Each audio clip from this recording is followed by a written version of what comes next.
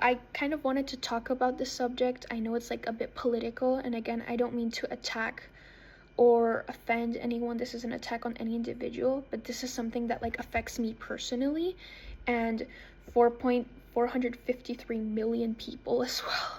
So recently there's been some statements made about the Panama Canal and how my country's basically gonna get invaded. And it's a very, very scary situation, quite frankly, and it's something that you hear in Panama, and people are afraid and are uncomfortable and don't really know what to do. And I wanted to give my perspective as a Panamanian to spread awareness, since I have the opportunity to be able to speak English and give a bit more perspective on this country that's kind of a big question mark on a global perspective. So the US back in the day invested $10 million, which would amount to $11 billion, which the Panama Canal website has said that we have paid 2/3 of that back. And additionally, the US receives priority treatment, their boats do. And again, something that I do think is sort of relevant to mention is that approximately, again, what the United States of America spends in the Panama Canal yearly represents 0.003% of their entire economy. Again, that's not really like a large amount for a world superpower, a first world country. And the Panama Canal offers 4% of our entire population jobs. Panama has an immigration rate of 3%. It's not a large amount. And 4% of our population would end up jobless if there were an invasion. So, and again, our economy, like I think around 3 to 4% of our economy is represented by the Panama Canal. Probably that percentage is higher. I'm sorry if I got the percentages wrong, but it would greatly affect our economy. So again, that would make the immigration rate go higher, which isn't beneficial for absolutely anyone. And something that's also worth mentioning is that in 2016, Panama invested 5.8 or $7 billion into an expansion of the canal, and the canal has been in Panamanian hands since the Treaty of Torrijos-Carter. And the treaty states that if the neutrality of the canal is ever affected, that's where the US has the right to invade. In my opinion, by the US invading, there is no neutrality. Like the neutrality of the canal would cease to exist. Panama has no political enemies at the moment. The only political enemy that we have is Venezuela, which is a common enemy of the United States.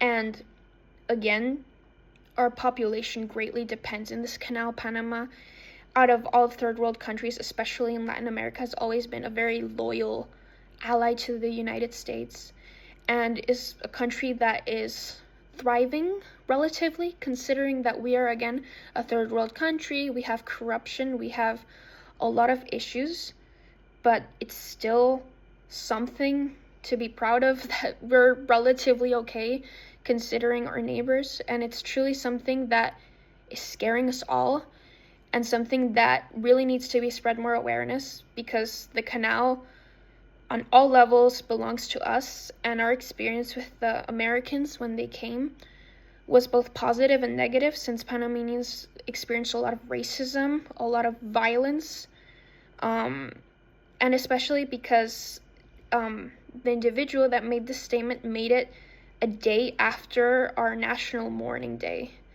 and is making these statements after like national days of, like, for example, the Day of the Martyrs, which is when the Americans brutally killed students that marched into the canal zone because the United States wasn't following the contracts of the canal. The United States was required to raise the Panamanian flag in their territory, and they weren't doing that.